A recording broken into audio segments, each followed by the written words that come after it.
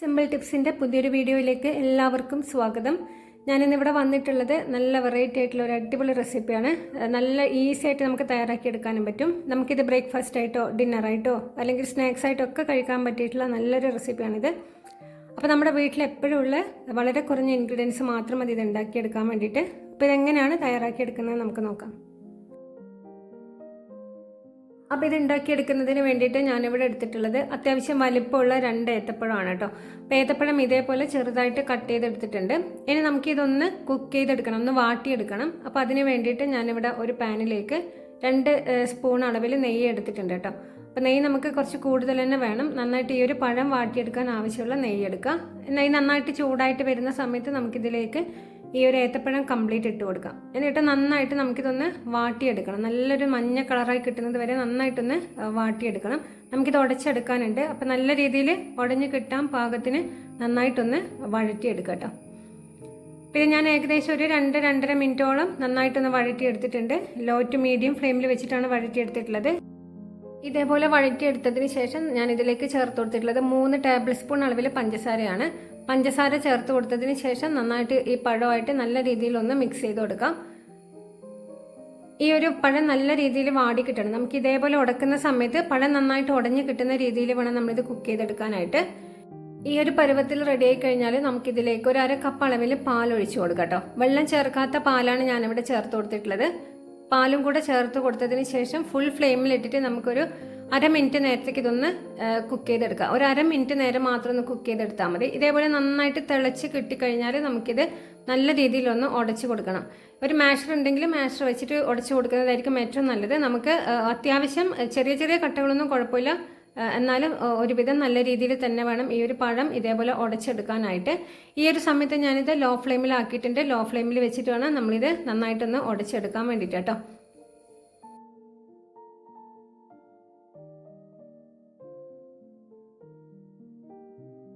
ഈ ഒരു പരുവത്തിൽ റെഡി ആയി കഴിഞ്ഞാൽ നമുക്കിതിലേക്ക് 1 ടേബിൾ സ്പൂൺ അളവിൽ നല്ല പത്തിരിപ്പൊടിയാണ് ഞാനിവിടെ ചേർത്ത് കൊടുത്തിട്ടുള്ളത്. നമ്മൾ ഇടിയപ്പത്തിനൊക്കെ ഉപയോഗിക്കുന്ന വളരെ നൈസായിട്ടുള്ള ആ ഒരു പത്തിരിപ്പൊടി തന്നെ ചേർത്ത് കൊടുക്കാം. അത് വറുത്തതോ വറുക്കാത്തതോ ഏതായാലും കുഴപ്പമില്ല, പത്തിരിപ്പൊടി തന്നെ എടുക്കണമെന്നേ ഉള്ളൂ കേട്ടോ. പുട്ടുപൊടി എടുത്തിട്ട് ചേർക്കരുത്, പത്തിരിപ്പൊടി തന്നെ എടുത്തിട്ട് ചേർത്ത് കൊടുക്കുക. എന്നിട്ട് നല്ല രീതിയിൽ ലോ ഫ്ലെയിമിൽ വെച്ചിട്ട് ഈ ഒരു പഴമായിട്ട് നന്നായിട്ടൊന്ന് മിക്സ് ചെയ്ത് കൊടുക്കുക.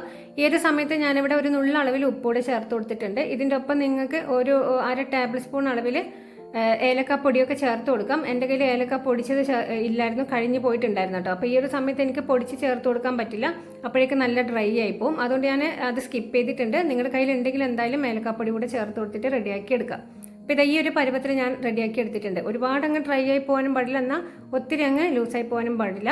അപ്പോൾ ഈ ഒരു പരുവത്തിൽ റെഡിയാക്കിയിട്ട് ഞാൻ ഫ്ലെയിം അങ്ങ് ഓഫ് ചെയ്തിട്ടുണ്ട്. ഇനി ഒരു ചൂട് പാത്രത്തിന് ഇത് മാറ്റി മറ്റൊരു ബൗളിലോട്ട് മാറ്റണം കേട്ടോ.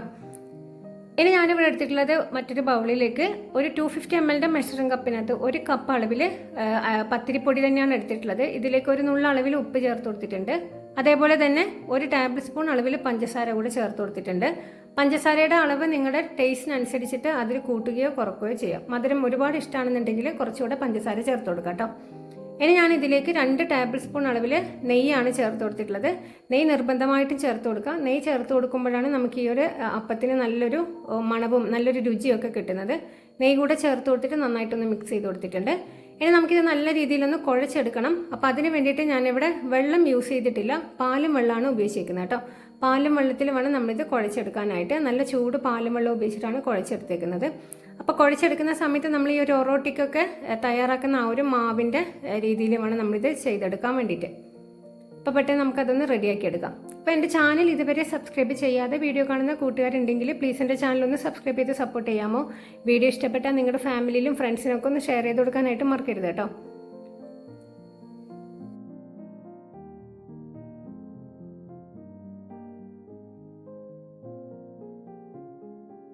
അപ്പോൾ ഇത് ഈ ഒരു പരുവത്തിൽ ഞാനിപ്പോൾ ഈ കൈവച്ച് കുഴക്കുന്ന സമയത്ത് നിങ്ങൾക്ക് കാണുമ്പോൾ തന്നെ മനസ്സിലാവുന്നുണ്ടാവുമായിരിക്കുമല്ലോ ഏകദേശം ഇത് എത്രത്തോളം സോഫ്റ്റാന്നുള്ളത്. അപ്പോൾ നല്ല സോഫ്റ്റായിട്ട് കിട്ടുന്ന പരുവത്തിൽ തന്നെ കുറച്ച് വെള്ളം കൂടുതൽ ഉപയോഗിച്ചിട്ട് തന്നെ വേണം നമ്മളിത് കുഴച്ചെടുക്കാനായിട്ട് കേട്ടോ. അപ്പോൾ ഇത് നല്ല സോഫ്റ്റായിട്ട് ഞാനിവിടെ ഇത് റെഡിയാക്കി എടുത്തിട്ടുണ്ട്. കറക്റ്റ് നമ്മുടെ ആ ഒരു പത്തിരിക്കൊക്കെ നമ്മൾ ഒറോട്ടിക്കൊക്കെ റെഡിയാക്കി എടുക്കുന്ന ആ ഒരു അതേ ഒരു സോഫ്റ്റായിട്ട് വേണം നമ്മളിത് കുഴച്ചെടുക്കാനായിട്ട്. ഇനി നമുക്കിത് റെസ്റ്റ് ചെയ്യേണ്ട ആവശ്യമൊന്നുമില്ല, നമുക്ക് വേഗം തന്നെ ഇതിൻ്റെ അടുത്ത കാര്യം ചെയ്യാം. അപ്പോൾ അതിന് വേണ്ടിയിട്ട് ഞാനിവിടെ ഒരു വാഴയിലാണ് എടുത്തേക്കുന്നത്. വാഴയില വാർന്ന് എടുത്തിട്ടുള്ള വാഴയിലാണ് കേട്ടോ. അപ്പോൾ ഈ ഒരു പരുവത്തിൽ റെഡിയാക്കി എടുക്കുക. ഇനി നമുക്ക് ഇതിലേക്ക് ഈ ഒരു മാവ്, നമ്മൾ ഈ കുഴച്ച് വെച്ചിരിക്കുന്ന അരിമാവ് ഈ ഒരു വാഴയിലക്കകത്ത് വെച്ച് കൊടുക്കണം.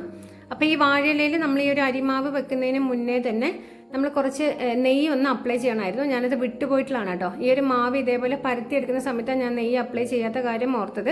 അപ്പോൾ നിങ്ങൾ ചെയ്യുന്ന സമയത്ത് വാഴയിലക്കകത്ത് കുറച്ച് നെയ്യ് അപ്ലൈ ചെയ്തിട്ട് വേണം ഇതേപോലെ മാവ് വെച്ച് പരത്തി കൊടുക്കാനായിട്ട്. അപ്പോൾ ഇതേപോലെ ഞാനിത് ഒരുപാട് നൈസായിട്ടുമല്ല, ഒത്തിരി അങ്ങ് കട്ടിയായിട്ടുമല്ല, ഒരു മീഡിയം സൈസിൽ വേണം നമ്മൾ ഇതേപോലെ മാവ് പരത്തി കൊടുക്കാൻ. ഒരു അത്യാവശ്യം കട്ടിയിൽ വേണം ഇത് ചെയ്ത് കൊടുക്കാനായിട്ട്. എന്നാൽ ഒത്തിരി അങ്ങ് കട്ടിയായി പോകരുത് കേട്ടോ. അപ്പോൾ ഇത് ഞാൻ പരത്തി വെച്ചിട്ട് ഇത്തിരി അങ്ങോട്ട് മാറ്റി വെച്ചിട്ടുണ്ട്. എന്നിട്ട് മറ്റൊരു വാഴയില ഇതേപോലെ വാർന്നെടുത്ത വാഴയില ഞാനെടുത്ത് ഇതിലേക്ക് വെച്ച് കൊടുത്തിട്ടുണ്ട്. എന്നിട്ട് ഇതിലേക്ക് കുറച്ച് നെയ്യ്, ഒരു ടേബിൾ സ്പൂൺ അളവോളം നെയ്യാണ് ഞാൻ ഇതിൽ വെച്ച് കൊടുത്തിട്ടുള്ളത്. നെയ്യ് നന്നായിട്ട് ഈ ഒരു വാഴയിലയിലോട്ട് അപ്ലൈ ചെയ്ത് കൊടുത്തിട്ടുണ്ട്. നെയ്യ് നന്നായിട്ട് അപ്ലൈ ചെയ്ത് കൊടുത്തതിന് ശേഷം നമ്മൾ നേരത്തെ റെഡിയാക്കി വെച്ചിട്ടുള്ള ഈ ഒരു പഴത്തിൻ്റെ മിക്സ്, പഴത്തിൻ്റെ ഈ ഒരു കൂട്ട് നമുക്കിതിലേക്ക് വെച്ച് കൊടുക്കാം. എന്നിട്ട് നമ്മൾ നേരത്തെ അരിമാവ് പരത്തി എടുത്തിട്ടുള്ള പോലെ തന്നെ ഈ ഒരു പഴത്തിൻ്റെ കൂട്ട് നമുക്കിതിലേക്ക് നന്നായിട്ടൊന്ന് പരത്തി എടുക്കണം കേട്ടോ. അപ്പോൾ ഏകദേശം ഞാൻ ആ ഒരു അരിമാവിൻ്റെ അതേ സൈസിൽ തന്നെ പരത്തി എടുത്തിട്ടുണ്ട്. ഇനി നമുക്ക് വേണ്ടത് ഈ ഒരു അരിമാവിൻ്റെ ഇതിൻ്റെ മുകളിൽ നമുക്ക് ഈ ഒരു പഴത്തിൻ്റെ മാവ് വെച്ച് കൊടുക്കണം, പഴത്തിൻ്റെ കൂട്ട് വെച്ച് കൊടുക്കണം. അപ്പോൾ ഇത് നമുക്കിനി വിട്ടുപോകത്തൊന്നുമില്ല. ഇതേപോലെ നമുക്ക് തുണിയൊക്കെ തിരിച്ച് മറിച്ചിടുന്നത് പോലെ തന്നെ ഇത് ഇതേപോലെ തിരിച്ച് വെച്ച് ഈ ഒരു അരിമാവിൻ്റെ മുകളിൽ വെച്ച് കൊടുക്കാം. ഇതേപോലെ വെച്ച് കൊടുത്തിട്ട് മുകളിലത്തെ ഇല നമ്മളിങ്ങോട്ട് മാറ്റി കേട്ടോ. അപ്പം നെയ്യ് നന്നായിട്ട് അപ്ലൈ ചെയ്ത് കൊടുത്തത് കൊണ്ടാണ് നമുക്ക് ഈ ഒരു പഴത്തിൻ്റെ ആ ഒരു ഇല പെട്ടെന്ന് ഇങ്ങനെ നീക്കിയെടുക്കാൻ പറ്റിയത്. നെയ്യ് അപ്ലൈ ചെയ്ത് കൊടുത്തില്ലായിരുന്നെങ്കിൽ അതിൽ ഒട്ടിപ്പിടിച്ച് കിടന്നേനെ. അതുകൊണ്ടാണ് നെയ്യ് അപ്ലൈ ചെയ്ത് കൊടുക്കാൻ പറഞ്ഞേട്ടോ. ഇനി നമുക്കിത് ഈ ഒരു വീഡിയോയിൽ കാണുന്ന രീതിയിൽ ഇതേപോലെ ഒന്ന് മടക്കി കൊണ്ടുവരണം. അപ്പോൾ ഇത് കണ്ടില്ലേ, നമ്മളിതിൽ നെയ്യ് അപ്ലൈ ചെയ്ത് കൊടുക്കാത്തത് കൊണ്ടാണ് ഈ ഒരു അരിമാവ് ഇതിൽ ഒട്ടിപ്പിടിച്ച പോലെ ഇരിക്കുന്നത്. അപ്പോൾ ഇനി നമുക്കിത് കൈവച്ചിട്ട് ഇതെല്ലാം വടിച്ചെടുത്തിട്ട് ആ ഒരു അരിമാവിൻ്റെ കൂട്ടിൽ അതിൽ തന്നെ അങ്ങ് വെച്ച് കൊടുക്കാം. ഇതേപോലെ ചെയ്ത് കൊടുത്തിട്ടുണ്ട്. എന്നിട്ട് നന്നായിട്ടൊന്ന് ഉരുട്ടിയെടുത്തു കേട്ടോ. ഇനി ഞാനിവിടെ എടുത്തിട്ടുള്ളത് ഒരു പ്ലേറ്റിൽ കുറച്ച് ചിരകിയ തേങ്ങയാണ്, ചെറുതായിട്ട് ചിരകി എടുത്തിട്ടുള്ള തേങ്ങയാണ് കേട്ടോ. എന്നിട്ട് നമ്മുടെ ഈ ഒരു അപ്പത്തിൻ്റെ ഈ ഒരു റോള്, ഈ ഒരു അരിയുടെ റോൾ എടുത്തിട്ട് നമുക്കിതിലിങ്ങനെ ഉരുട്ടി കൊടുക്കാം. അപ്പം ഈ തേങ്ങ മൊത്തവും നമുക്ക് അരിമാവിൻ്റെ മുകളിൽ നന്നായിട്ട് ഒട്ടിപ്പിടിച്ചിരിക്കും. അപ്പം ഇനി എവിടെയെങ്കിലും ഒട്ടിപ്പിടിച്ചിരിക്കാത്തതുണ്ടെങ്കിൽ നമ്മുടെ കൈ വെച്ചിട്ട് കുറച്ച് തേങ്ങ എടുത്ത് അവിടെ ഇങ്ങനെ ചെറുതായിട്ട് കൈവച്ച് ഇങ്ങനെ പ്രസ് ചെയ്ത് കൊടുക്കുമ്പം ആ ഒരു ഭാഗമൊക്കെ നന്നായിട്ട് നമുക്ക് തേങ്ങ വെച്ച് കവറായി കിട്ടും. ഇനി നമുക്കിത് സ്റ്റീം ചെയ്തെടുക്കണം. അപ്പോൾ അതിന് വേണ്ടിയിട്ട് ഞാൻ നേരത്തെ തന്നെ ഇതിലേക്ക് ഒരു പാത്രത്തിൽ കുറച്ച് വെള്ളം വെച്ചിട്ടുണ്ടായിരുന്നു. അതിൻ്റെ മുകളിൽ ഒരു വാഴയില വെച്ച് കൊടുത്തിട്ടുണ്ട്. എന്നിട്ട് നമ്മൾ ഈ ഒരു റെഡിയാക്കി വെച്ചിരിക്കുന്ന ഈ ഒരു അരിമാവിൻ്റെ റോൾ എടുത്തിട്ട് നമുക്ക് ഈ ഒരു വാഴയിലക്കകത്തോട്ട് വെച്ച് കൊടുക്കാം. ഒരു 10 മിനിറ്റ് മാത്രം നമുക്കിത് കുക്ക് ചെയ്തെടുത്താൽ മതി കേട്ടോ. മീഡിയം ഫ്ലെയിമിൽ 10 മിനിറ്റ് നേരം മാത്രം കുക്ക് ചെയ്തെടുത്താൽ മതി. അപ്പോൾ ഈ ഒരു തേങ്ങ മൊത്തം ഇതിൽ നന്നായിട്ട് കവർ ചെയ്യണം. അപ്പോഴാണ് കാണാനും ഒരു ഭംഗി ഉണ്ടാവുക, കഴിക്കാനും ഒരു ടേസ്റ്റ് ഉണ്ടാവുക. ഇതിൻ്റെ മുകളിൽ വേറൊരു വാഴയില കൊണ്ട് അടച്ച് വെച്ചിട്ട് നമ്മുടെ ഒരടപ്പ് വെച്ചിട്ട് വേണം നമ്മളിങ്ങനെ അടച്ച് വെച്ച് കുക്ക് ചെയ്തെടുക്കാനായിട്ട്. ഒരു 10 മിനിറ്റിന് ശേഷം ഞാൻ ഫ്ലെയിം ഓഫ് ചെയ്തിട്ട് തുറന്ന് നോക്കുന്നതാണ് കേട്ടോ. ഇത് നന്നായിട്ട് നമുക്ക് കുക്കായിട്ട് കിട്ടിയിട്ടുണ്ട്. നല്ല രീതിയിൽ ഇതിൻ്റെ ഉൾഭാഗമൊക്കെ നന്നായിട്ട് വെന്ത് കിട്ടിയിട്ടുണ്ട്. ഇത് ഞാൻ അതിൽ നിന്ന് എടുത്തിട്ട് ഇങ്ങോട്ട് മാറ്റി വെക്കുന്നുണ്ട്. മറ്റൊരു പ്ലേറ്റിലേക്ക് ഒരു ഭംഗിക്ക് വേണ്ടിയിട്ട് ഒരു വാഴയില വെച്ചിട്ട് അതിലേക്ക് മാറ്റി കൊടുക്കുന്നുണ്ട്.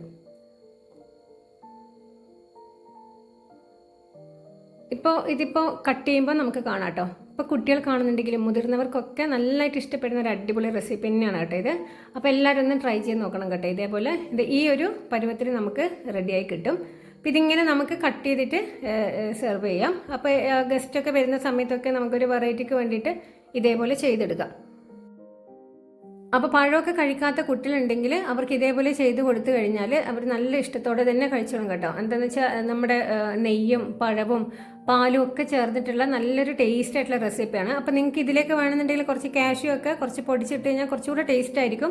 അപ്പോൾ ഇതേപോലെ എല്ലാവരും ഒന്ന് ട്രൈ ചെയ്ത് നോക്കുക. ട്രൈ ചെയ്ത് നോക്കിയിട്ട് ഫീഡ്ബാക്ക് അറിയിക്കാനും മറക്കരുത് കേട്ടോ. അപ്പോൾ ഇന്നത്തെ റെസിപ്പി ഇത്രേ ഉള്ളൂ. നിങ്ങൾക്ക് എല്ലാവർക്കും ഇഷ്ടപ്പെട്ടു വിചാരിക്കുന്നു. ഇഷ്ടപ്പെട്ട വീഡിയോ ലൈക്ക് ചെയ്യാനും ചാനൽ ഇതൊരു സബ്സ്ക്രൈബ് ചെയ്തിട്ടില്ലെങ്കിൽ ചാനൽ സബ്സ്ക്രൈബ് ചെയ്യാനും മറക്കരുത്. അപ്പോൾ മറ്റൊരു പുതിയൊരു റെസിപ്പിയുമായി അടുത്ത ദിവസം കാണാം. Bye.